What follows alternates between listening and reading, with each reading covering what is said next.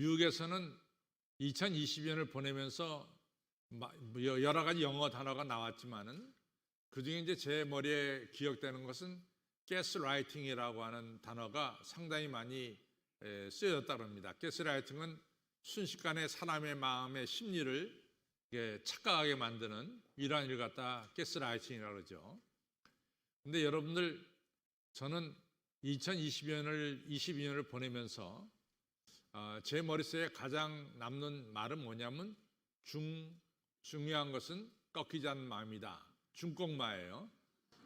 근데 제가 이제 그 중꺾마라는 것을 어디서 이렇게 봤냐면 우리나라가 포르투갈하고 싸워서 2대1로 이긴 다음에 우리나라 선수들이 태극기를에다가 중요한 것은 꺾이지 않는 마음이다, 이렇게 태극기 밑에다 썼습니다.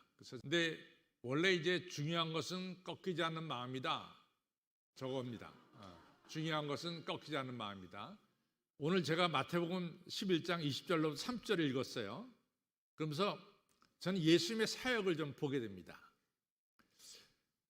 예수님께서 이제 아시다시피 세례요한에게 세례를 받으시고 그 다음부터 어디서부터 사역을 시작했냐면은, 예수님의 사역이, 예수님이 태어난 건 베들레헴이지만은 자라난 건 나사렛이거든요. 그래서 유명한 성경 말씀이 나오죠. 예수님이 나사렛 회당에 들어가서 성령이 내게 임하셨으니 이것은 가난한 자들에게 내가 복음을 전하게 하시려고 내 머리에 기름을 부으사 포로된 자에게 자유를, 눈먼 자에게 다시 보게 함을, 눌린 자를 자유케 하고 은혜를 선포하게 하려 하심이라. 이 말씀을 예수님께서 자기가 자라난 나사렛 회당에서 하셨어요.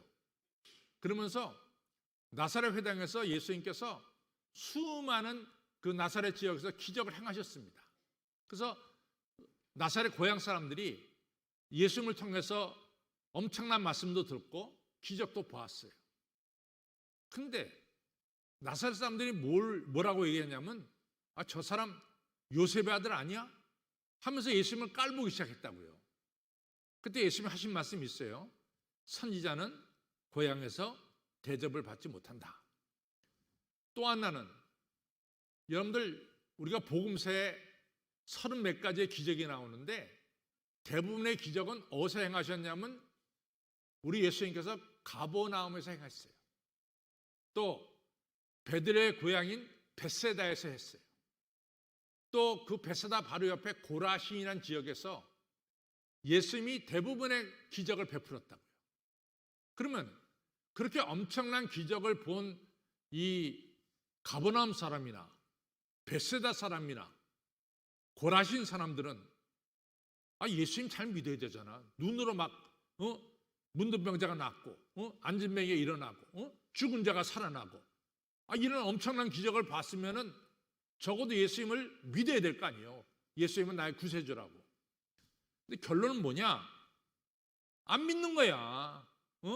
자기 고향 사람들도 예수님이 행한 기적을 보고 예수님을 구세주로 받아들이지 않고, 예수님이 그렇게 많은 기적을 행한 이 가버나움과 고라신과 벳세다 사람들도 예수님을 안 믿는 거예요. 그러니까 예수님이 열이 나겠어요, 안 나겠어요? 우리가 이제 세상에서 볼 때 우리가 100만 원을 투자했다면은 100만 원에 대한 어떤 결실이 맺혀져야 돼요. 그렇죠? 그게 시장 경제입니다. 우리가 1000만 원을 투자했다면 1000만 원에 대한 어떤 결실이 나타나야 된다고. 근데 전혀 100만 원, 1000만 원을 투자해도 결실이 나타나지 않으면은 그 사업은 성공한 사업입니까? 실패한 사업입니까? 실패한 사업이라고. 그게 이제 경제 논리라고.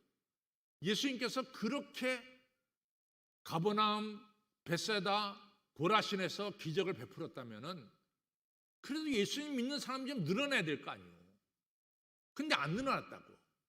그러니까 어떻게 보면은 경제적으로 볼 때는 예수님께서 크게 성공한 게 못 돼요. 그렇죠? 떠나 봅시다. 요한복음 6장에 가서 보면은 예수님이 오병이어로 5,000명을 먹이시거든요. 근데 그게 어디서 행했냐면 디베라 바닷가에서 예수님이 행한 기적이에요. 근데 예수님이 오병이어 5,000명을 먹이고 나니까 이 디베라 사람들이 난리가 났어. 저 예수님이 우리의 왕이 돼야 된다 이거지. 그래야만이 우리의 먹을 문제를 해결한다. 이렇게 난리가 난 거예요. 중요한 것은 뭐예요? 중요한 것은 뭐냐고요?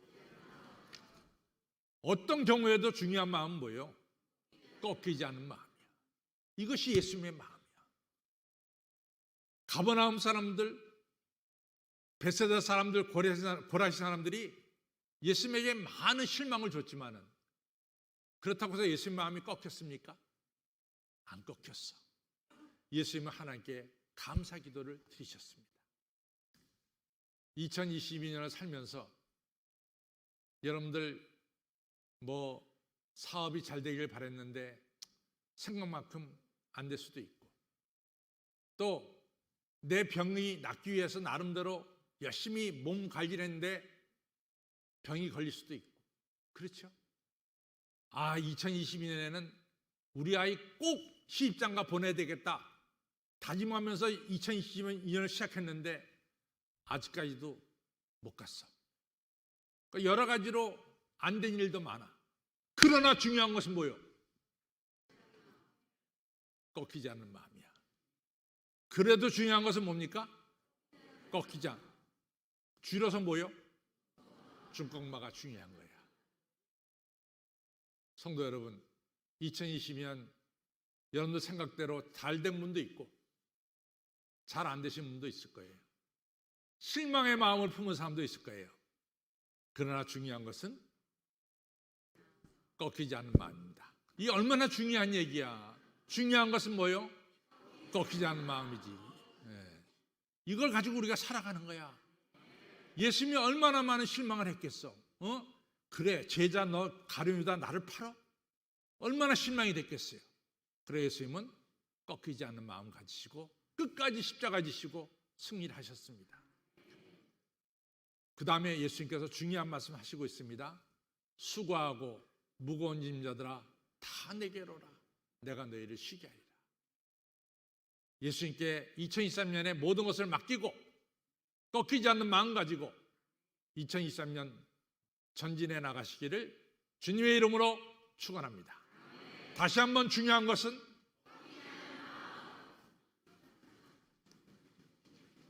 태극기에 중요한 건 꺾이지 않는 마음이라는 문구가 국민들에게 되게 큰 감동을 줬거든요. 그 문구를 보고 선수들은 어떤 마음이었는지 궁금합니다. 저희도 지고 있을 때나 이기고 있을 때나 포기하지 않고 끝까지 그 문구를 보고 이제 또 한 발짝 더 찔릴 수 있었던 것 같아요.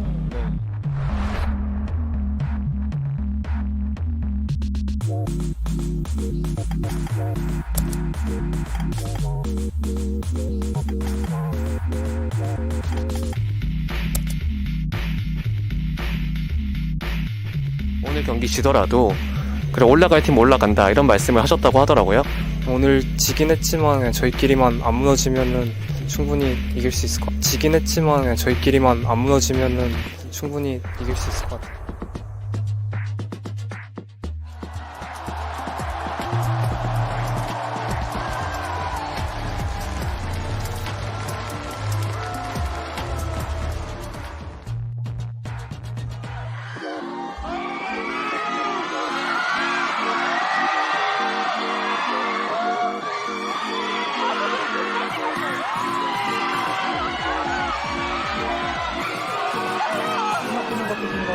그 중요한 건 꺾이지 않는 마음이라는 태극기 적힌 문구가 되게 많은 공상. 좋은 예시인 것 같아요. 제가 월드컵 오기 전에 했던 말들, 저한테는 1%의 가능성만 있다면 앞만 보고 달려가겠다라는 마음. 진짜 1%보다도 조금 더 낮은 퍼센트데이지로 그런 가능성이 있다면 분명히 그것만 보고 달려갈 것 같습니다. 그런 가능성을 보고 진짜 달려갔던 것 같아요. 사실 저희가 포르투갈전을 앞두고 과연 저희한테 몇 프로의 가능성이 있었을까요? 하지만 선수들은 그거를 믿고 있었고 그 꺾이지 않는 마음으로 선수들이 정말 최선을 다하고 정말 진짜 투혼을 발휘해서 그런 경기를 할 수 있었는데 저한테는 너무나도 멋있는 말들이고 선수들한테도 분명히 큰 영향을 경기장에서 영향을 줬던 부분이라서 네, 선수들한테도 또 저희 팀한테도 또 많은 대한민국 국민분들한테도 그런 꺾이지 않는 마음이라는 단어 또 이런 문장이